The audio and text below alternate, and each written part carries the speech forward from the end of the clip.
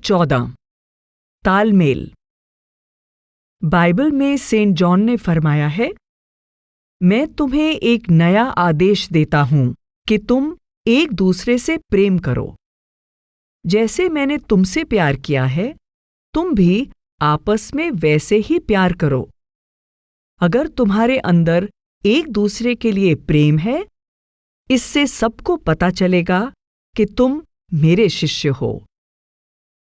सद्गुरु से प्रेम करना आसान है। आमतौर पर सेवा से प्रेम करना भी आसान है, लेकिन एक दूसरे से प्रेम करना बहुत बार मुश्किल लगता है। फिर भी सद्गुरु हमसे यही चाहते हैं कि हम एक दूसरे के साथ मिलकर प्रेम, प्यार और तालमेल से सेवा करें। महाराज चरण सिंह जी ने फरमाया है, किसी भी मजलिस का आनंद वहां इकट्ठे हुए लोगों के आपसी प्रेम और तालमेल में है। खास तौर से संतमत में जब हम इकट्ठे होते हैं तो वहां आपसी प्रेम और सहयोग के अलावा और कुछ नहीं होना चाहिए, क्योंकि हम सभी अपने घर वापस जाने के एक ही रास्ते पर साथ चल रहे हैं। लेकिन मन हमेशा तकरार का कोई ना कोई बहाना ढूंढ लेता है। इसलिए हमें इस चालाक दुश्मन से हमेशा होशियार रहना चाहिए। हुजूर महाराज जी याद दिला रहे हैं कि हम कमियों से भरी हुई इस दुनिया में सेवा करते हैं।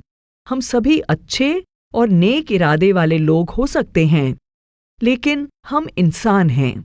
हमारे अंदर कमियां हैं। हम गलतियां करते हैं। हम अलग अलग माहौल, समाज और तहजीब से आते हैं। हम सबकी अलग अलग शख्सियत है, अपनी अपनी राय है और काम करने के अपने ही तरीके हैं। इसलिए हम हमेशा एक दूसरे को समझ नहीं पाते और हम में मनमुटाव हो जाता है। एक बार एक सेवादारनी की अपनी टीम के साथ कुछ गलतफहमी हो गई। उसने निराशा में हाथ खड़े कर दिए।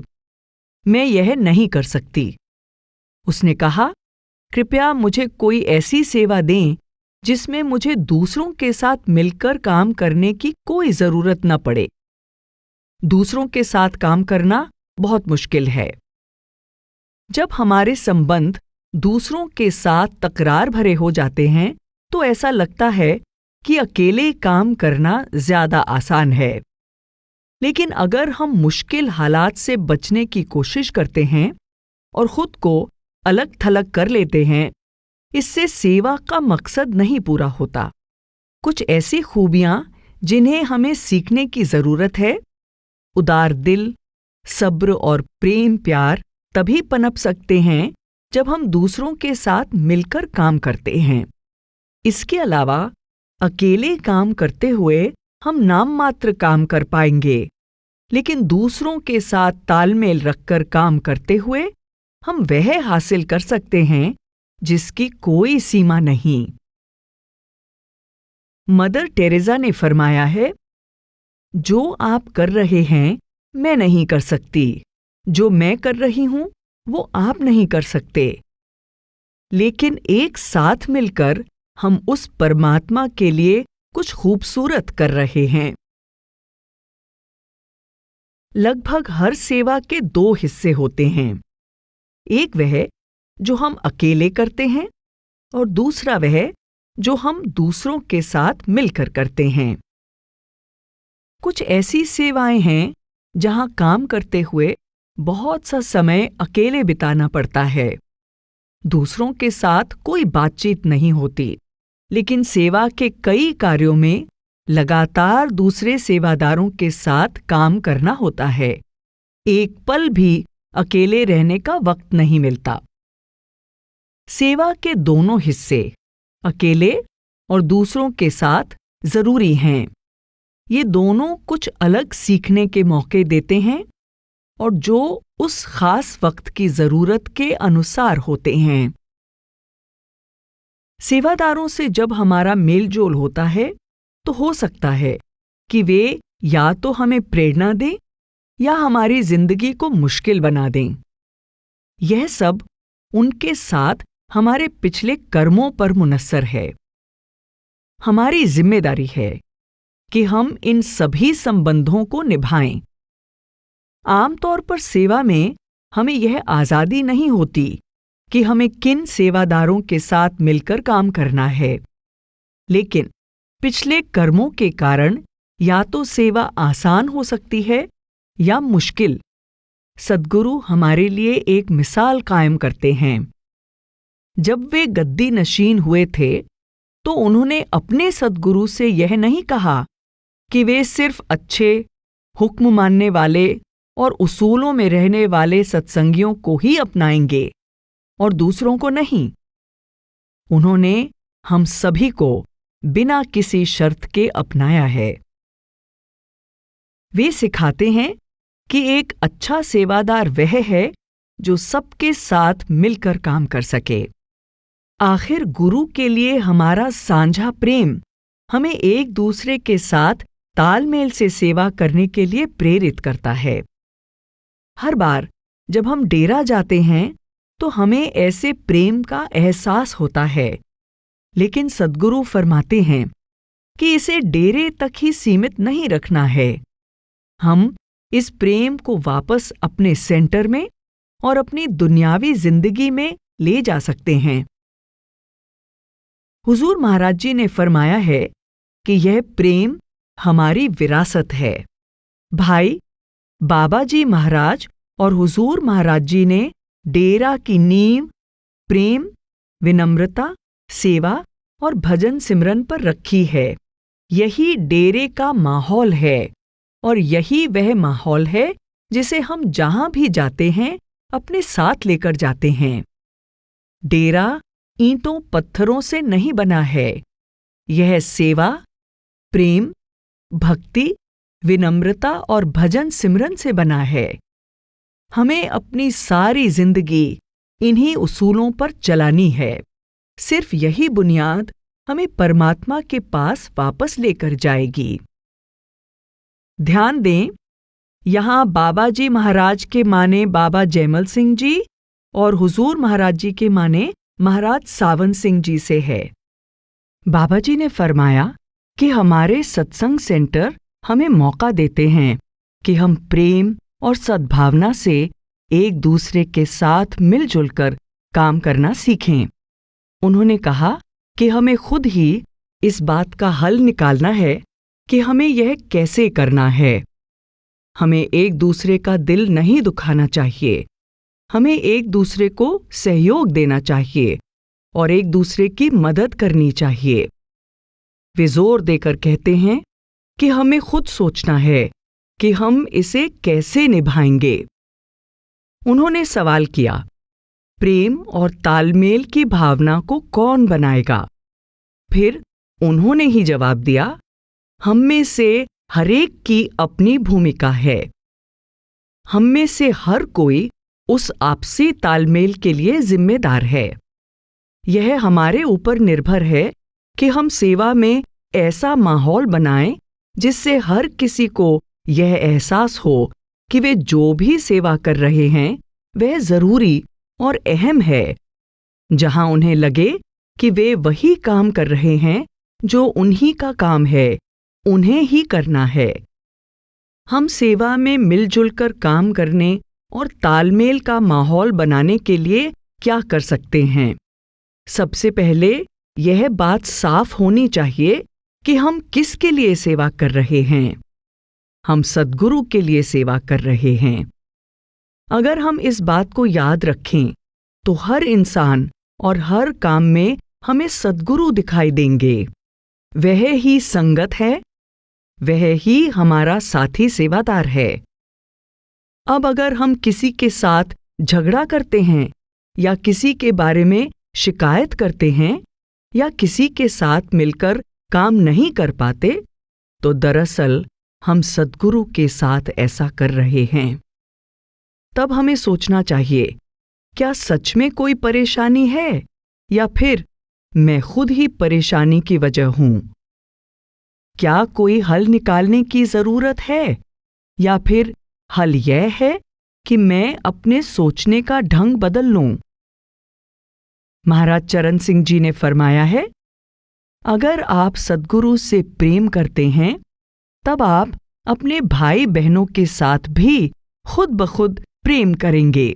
सद्गुरु के साथ प्यार आपके अंदर अपने संगी साथियों के लिए भी प्रेम पैदा करेगा, क्योंकि तब आप हर सत्संगी के अंदर गुरु को देखेंगे।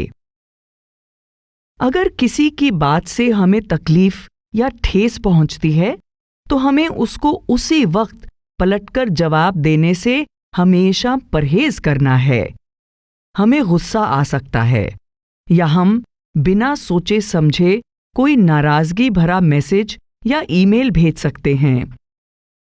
इससे पहले कि हमें इस बात का एहसास हो, जल्दबाजी में कहे गए अल्फाज आगे से आगे दूसरों तक पहुंच जाते हैं। एक बार मुंह से निकले लफ्ज वापस नहीं लिए जा सकते। जब हम गुस्से में कुछ कहते हैं तो हम कुछ ऐसा कह बैठते हैं जिसके लिए हमें पछताना पड़ता है। बाबा जी हमें अक्सर समझाते हैं, सुनो लेकिन जवाब मत दो, पहले सोचो फिर करनी करो। सेवा में भले ही हम पर आरोप लगाने वाले की गलती हो, चाहे वह पूरी बात से अनजान हो, सही यही होगा कि हम एकदम पलटकर जवाब न दें। सद्गुरु की सलाह को ध्यान में रखते हुए हम कुछ देर के लिए उस समस्या से दूर हट जाएं और सेवादार से कहें, आपने जो कहा है मुझे उस पर सोचने दें। ऐसा करने से हमें शांत होकर उस स्थिति पर सोचने का समय मिल जाएगा, या फिर किसी और से बात करके इस बारे में उसका नजरिया जान सकते हैं। हो सकता है कि समस्या का हल अपने आप ही निकल आए। कम से कम सोच विचार करने से हम ज्यादा शांति से उसका जवाब दे सकेंगे। हमारा मकसद है बात का जवाब देना, न कि प्रतिक्रिया करना। सद्गुरु हमें समझाते हैं कि छत के नीचे एक मूर्ख है तो दो की जरूरत नहीं। अगर कोई कुछ गलत कर रहा है तो हम गुस्से को काबू में रखते हुए गलत बर्ताव न करके उस हालात को बदतर बनाने से रोक सकते हैं। शांति बनाए रखने के लिए किसी को तो खुद पर काबू रखना होगा। महाराज चरण सिंह जी ने फरमाया है, अगर कोई आपकी निंदा करता है या आपको गाली निकालता है, आप उसे कबूल न करें, वह उसके पास ही वापस चली जाएगी। अगर आप कोई पार्सल नहीं लेते तो डाकिया उसे वापस ले जाएगा।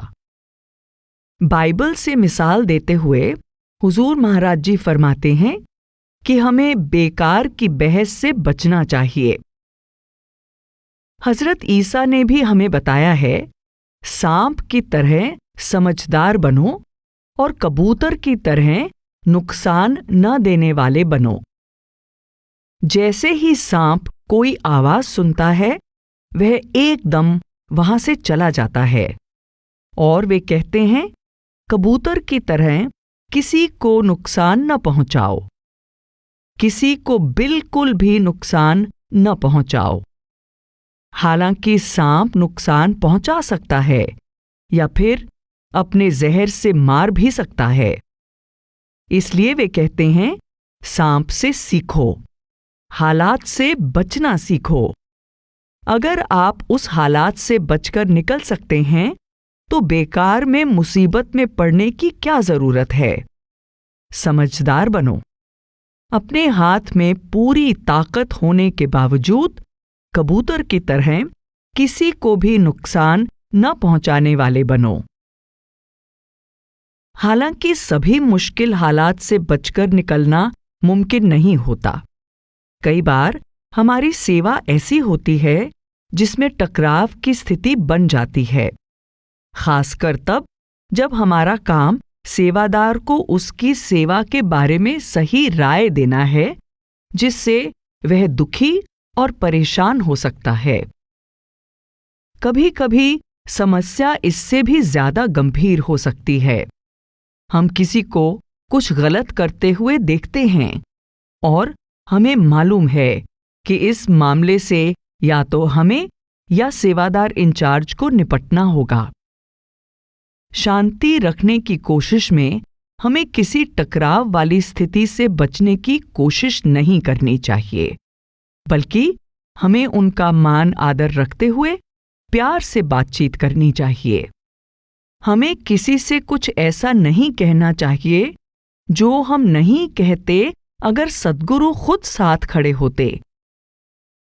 हलीमी और दीन भाव होने का यह मतलब नहीं कि हम किसी के साथ असहमत नहीं हो सकते या हम उन्हें कोई फायदेमंद राय नहीं दे सकते या उनके किसी गलत बर्ताव के बारे में बात नहीं कर सकते। यह ना तो मुमकिन है ना ही फायदेमंद। अगर हम टकराव के डर से किसी को सुझाव नहीं देते जो हम समझते हैं कि देना जरूरी है, या वह मुद्दा नहीं उठाते जो उठाना चाहिए, तो ऐसा करके हम अपनी सेवा के साथ नाइंसाफी करते हैं। आखिर करनी ना करना भी करनी कहलाती है। हुजूर महाराज जी ऐसे हालात को कैसे संभालते थे, इसका वर्णन प्रेम की विरासत में मिलता है। वह कभी भी किसी की कमियों को जाहिर नहीं करते थे। हमेशा शालीन, हमेशा प्यार करने वाले।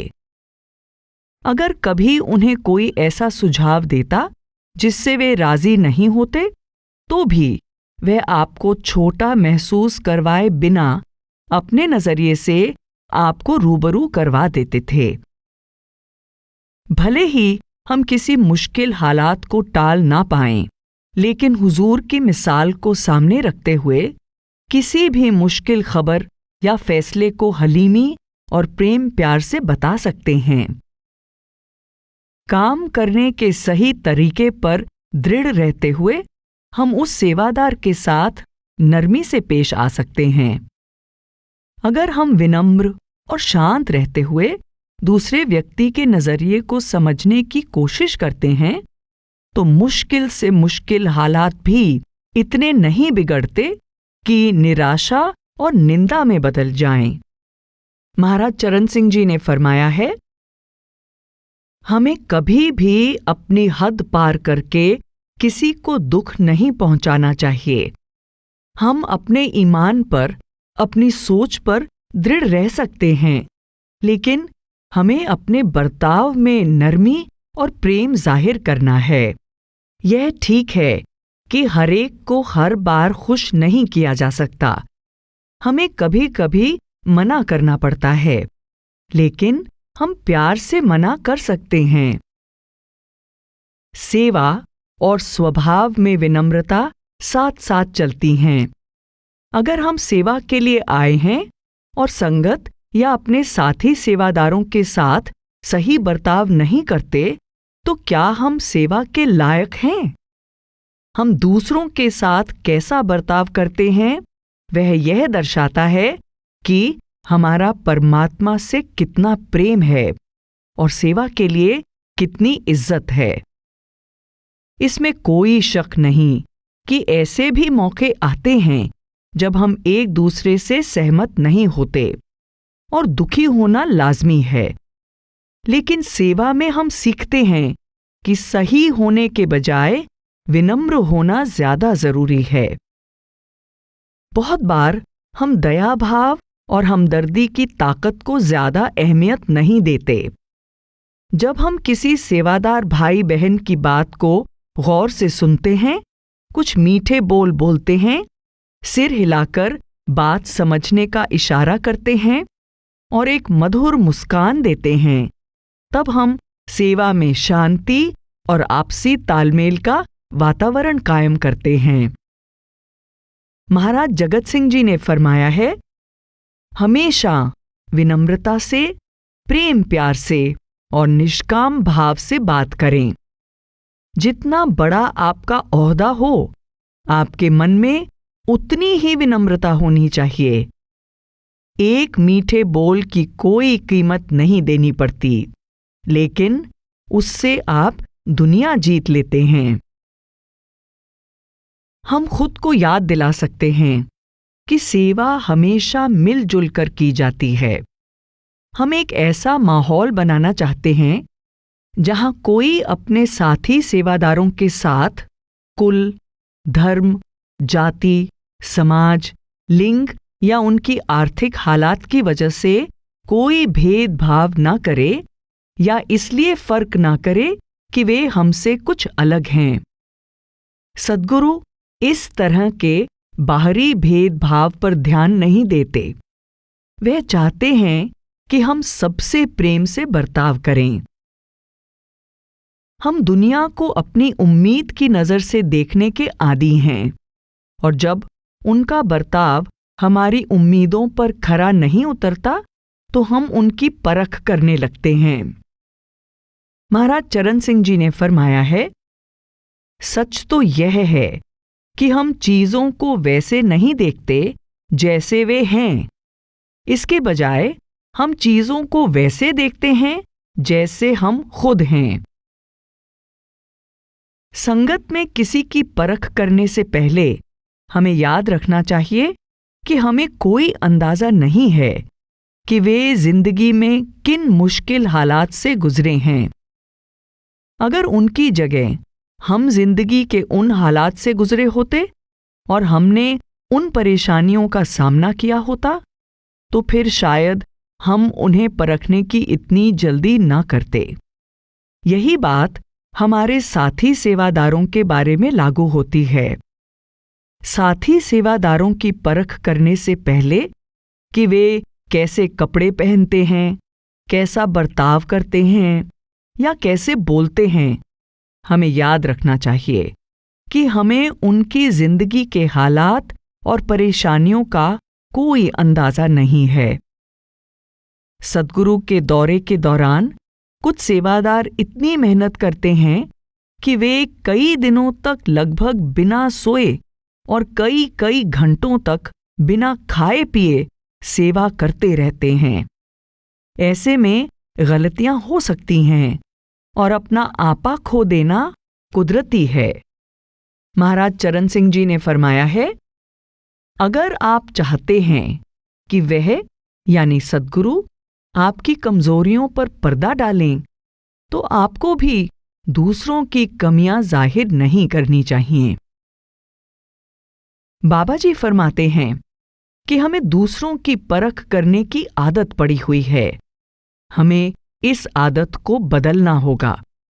वे अक्सर कहते हैं कि हमें कुछ चुनने की आज़ादी बहुत कम है, लेकिन हम उस तराजू को चुन सकते हैं जिससे हमारी परख की जाएगी। जिस कसौटी पर हम दूसरे की परख करते हैं, उसी से हमारी भी परख की जाएगी। बड़े महाराज जी कहा करते थे, ऐसा कोई इंसान नहीं है जिसमें कोई खूबी ना हो।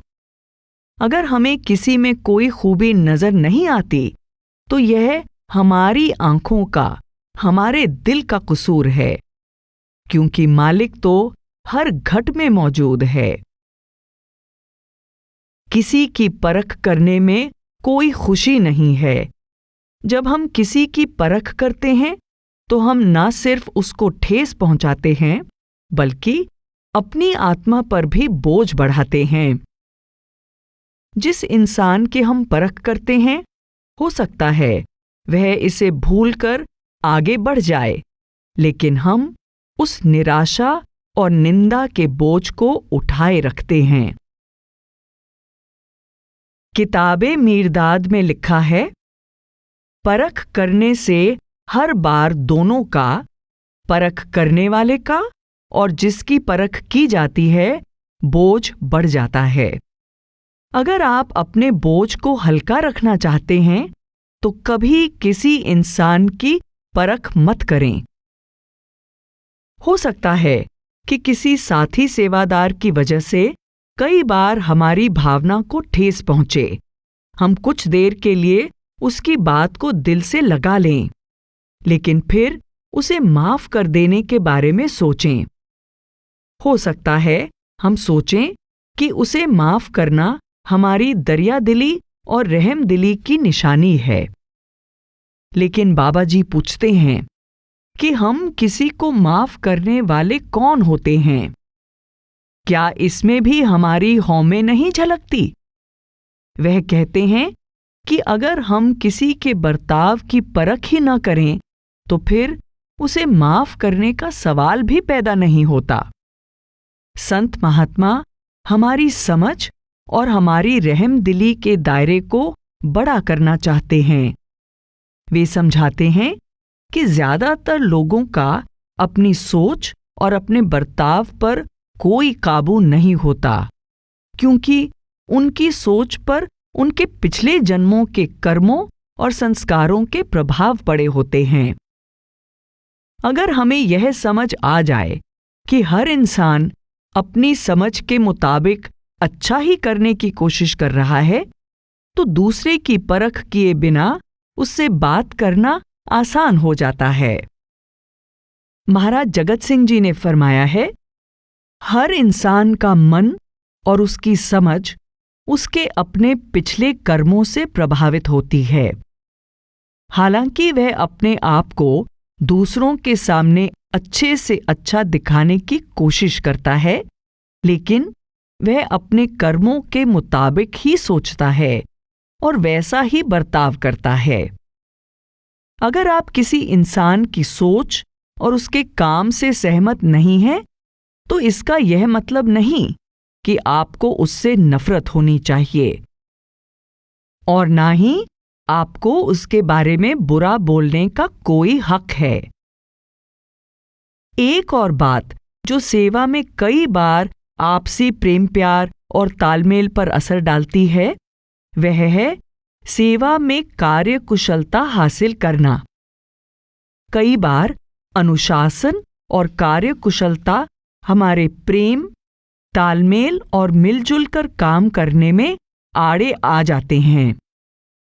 यह टकराव इसलिए नहीं होता कि हम सेवा को बड़े अच्छे ढंग से करना चाहते हैं, बल्कि इसलिए कि हम सिर्फ कार्य कुशलता को सबसे अहम मानने लगते हैं।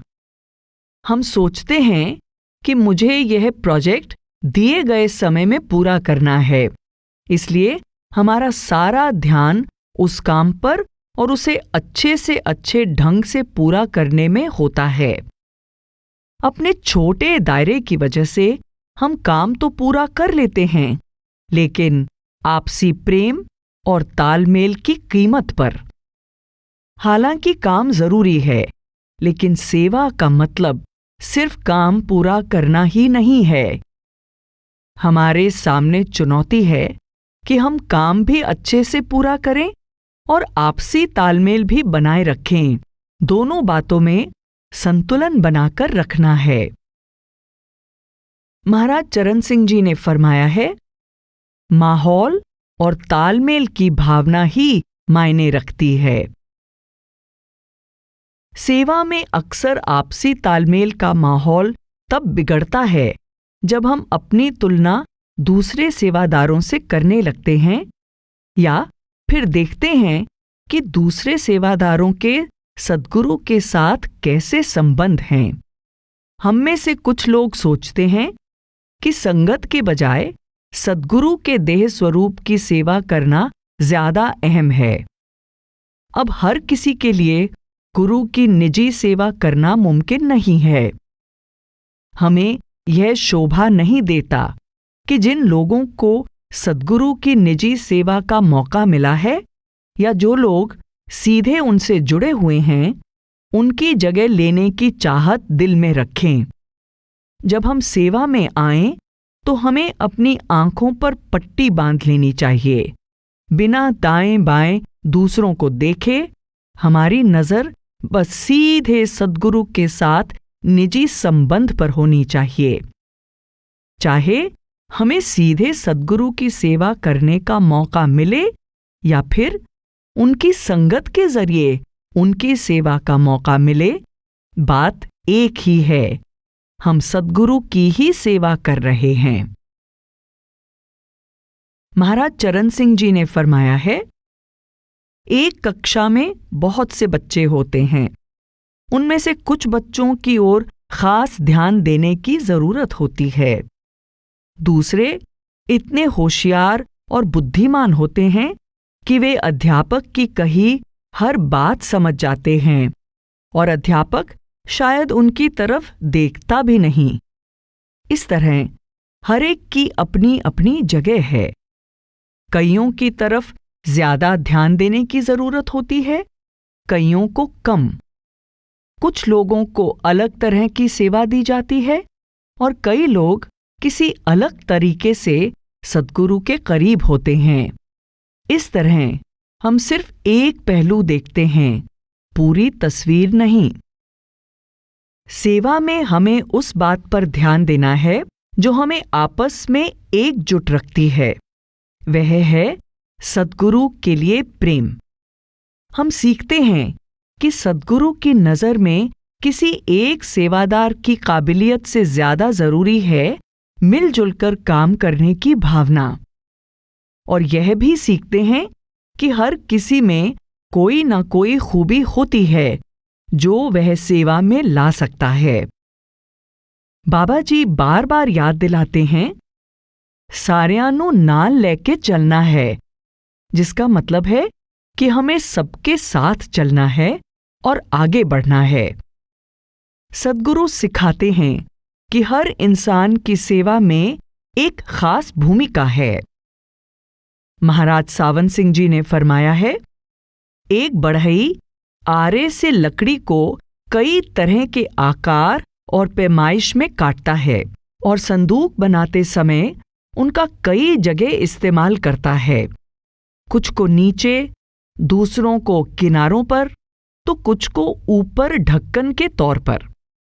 हर एक का अपना अपना काम है, सभी एक ही लकड़ी के टुकड़े हैं। आखिर सेवा में खुशनुमा और शांतमय माहौल पैदा करने और कायम रखने का एकमात्र तरीका है अपने को परमार्थ से जोड़कर रखना। भजन बंदगी ही आपसी मतभेद दूर करने का इलाज है। जितना ज्यादा हम भजन बंदगी के जरिए अंतर में शब्द से जुड़ते हैं, उतनी ही आसानी से हम दूसरों को साथ लेकर चलने के काबिल बनते हैं। हमारे अंदर हलीमी और शांति आती है और दूसरों की परख नहीं करते। भजन बंदगी हमें एक बेहतर सेवादार बनाती है। अगर हम सिर्फ अपने पक्के इरादे से अपनी कमजोरियों पर काबू पाने और एक अच्छे सेवादार की खूबियों को अपनाने की कोशिश करते हैं, तो हमें ज्यादा कामयाबी नहीं मिलेगी। लेकिन हुजूर महाराज जी कहा करते थे कि भजन सिमरन के जरिए ये खूबियां हमारे अंदर दूध के ऊपर मलाई की तरह आ जाती हैं। जब हमारे अंदर रूहानियत यानी शब्द धुन या नाम के लिए भक्ति गहरी होने लगती है, तब एक अच्छे इंसान की सभी खूबियां दूध पर मलाई की तरह हमारे अंदर अपने आप आ जाती हैं। इन खूबियों को सीखने या अपनाने के लिए हमें कोई मेहनत करने की जरूरत नहीं है। वे हमारे अंदर खुद ब खुद ही आ जाती हैं। हजरत ईसा ने कहा था, जहां भी 2 या 3 लोग मेरे नाम से इकट्ठे होते हैं, मैं वहां उनके बीच मौजूद होता हूं। अगर हम सिर्फ यह याद रख सकें कि हम उनके नाम पर इकट्ठे हो रहे हैं, तो सेवा में कोई मनमुटाव नहीं होगा। उनके नाम पर इकट्ठे होने का मतलब इस बात का एहसास होना है कि गुरु हमेशा हमारे साथ मौजूद हैं। भारत में एक कहावत है, मालिक को हाजिर नाजिर समझकर सेवा करनी चाहिए। यह तभी मुमकिन है जब हम अपने मन से यह भाव खत्म कर दें कि सद्गुरु के देह स्वरूप और रूहानी मौजूदगी में फर्क है। उनकी मौजूदगी में प्रेम, प्यार, दया और निष्काम भाव होना आसान है, लेकिन फिर क्या होता है जब वह देह स्वरूप में वहां मौजूद नहीं होते। हम सिर्फ उनके सामने ही विनम्र दिखाई देना नहीं चाहते, और जब वह देह स्वरूप में मौजूद ना हो तो हम दूसरों के सामने अपना घमंड दिखाएं। हमारा स्वभाव हमेशा विनम्र और प्रेम भरा होना चाहिए। अगर हम अपनी सेवा इस भावना से करें कि वह किसी भी पल वहां आ सकते हैं, तो क्या कभी कोई मनमुटाव हो सकता है? हम सेवा में गुरु की मौजूदगी का एहसास कई तरीकों से कर सकते हैं। कोई भी सेवा शुरू करने से पहले हम उन्हें मन ही मन याद कर सकते हैं। ऐसा करने का सबसे बढ़िया तरीका है सिमरन करना।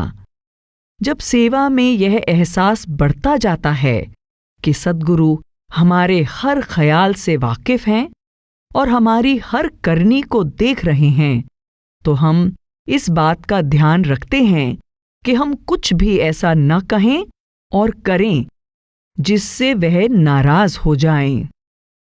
महाराज चरण सिंह जी ने फरमाया है, क्या आपको यकीन है कि जब मैं यहां मौजूद नहीं होता तो मैं यहां नहीं होता? अगर हम यह बात जान सकें और समझ सकें कि हम कभी भी अकेले नहीं हैं, हमारा गुरु हमेशा हमारे साथ है, हम कभी भी उससे जुदा नहीं हैं, तब फिर माहौल हमेशा एक सा होगा। हम अपने आप को समझाने की कोशिश करते हैं कि वह यहां नहीं हैं, जबकि सच्चाई में वह यही हैं। एक महिला बहुत से बैग उठाए हुए बस में चढ़ी। वह एक आदमी के साथ वाली सीट पर बैठ गई।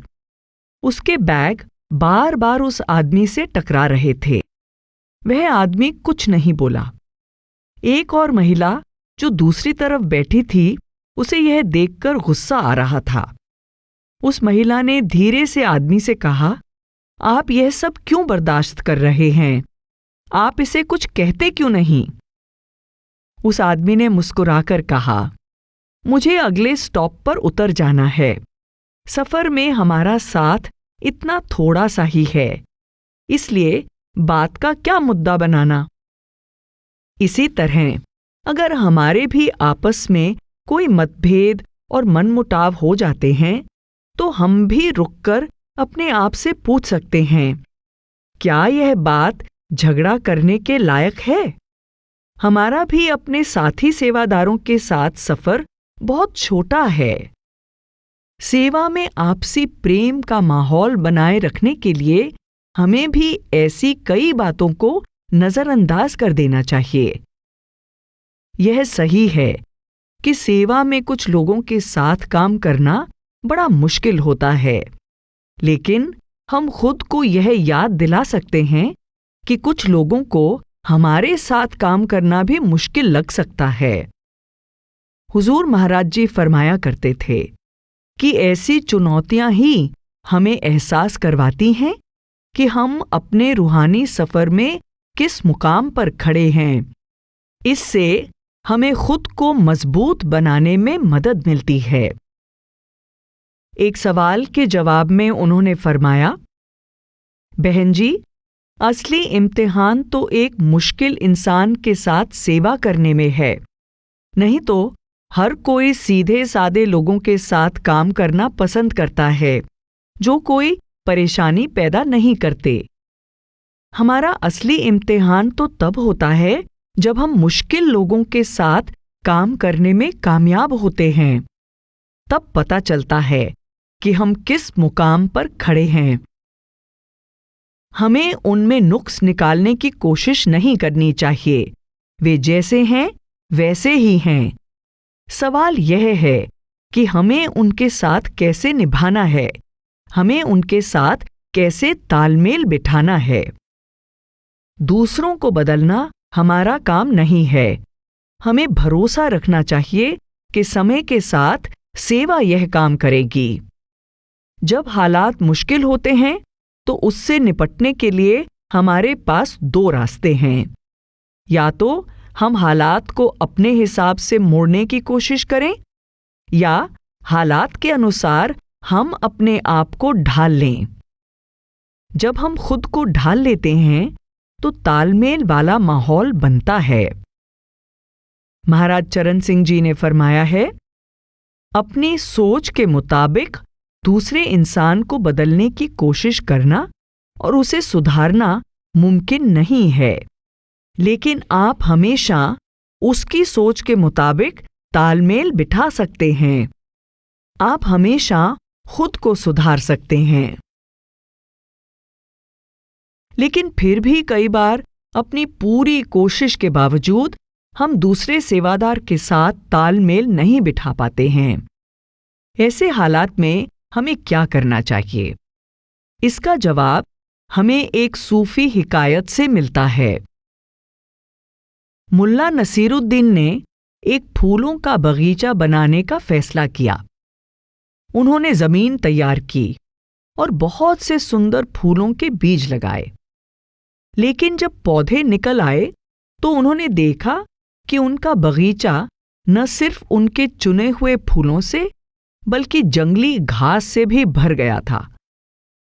उन्होंने हर जगह मालियों से सलाह मांगी और जंगली घास से छुटकारा पाने के लिए हर मुमकिन तरीका आजमाया, लेकिन कोई फायदा नहीं हुआ। आखिर वह शेख के महल में शाही माली से बात करने के लिए राजधानी की ओर चल दिया। उस बुजुर्ग बुद्धिमान शाही माली ने पहले भी कई मालियों को सलाह दी थी और उससे नसीरुद्दीन को भी जंगली घास निकालने के कई उपाय बताए, लेकिन वह पहले ही उन्हें आजमा चुका था। वे दोनों कुछ देर तक मौन बैठे रहे। आखिर शाही माली ने नसीरुद्दीन की ओर देखा और कहा, ठीक है, तो फिर मेरी सलाह है कि तुम उस जंगली घास से प्यार करना सीख लो। इस हिकायत में हमारे लिए कितनी सुंदर सीख है। हम में से बहुत से तालमेल बनाए रखने की पूरी कोशिश करते हैं और यह कोई छोटी बात नहीं है। हमें दूसरे के मुताबिक बदलना पड़ता है, झुकना पड़ता है और अपनी हौमे को छोड़ना पड़ता है। फिर भी यह काफी नहीं होता। साफ है कि सद्गुरु हमसे इससे भी ज्यादा की उम्मीद करते हैं। शाही माली ने मुल्ला नसीरुद्दीन को घास फूस को बर्दाश्त करने के लिए नहीं, लेकिन उनसे प्रेम करने के लिए कहा। हम उस सेवादार से कैसे प्यार कर सकते हैं जो घमंडी है या हमें ठेस पहुंचाता है?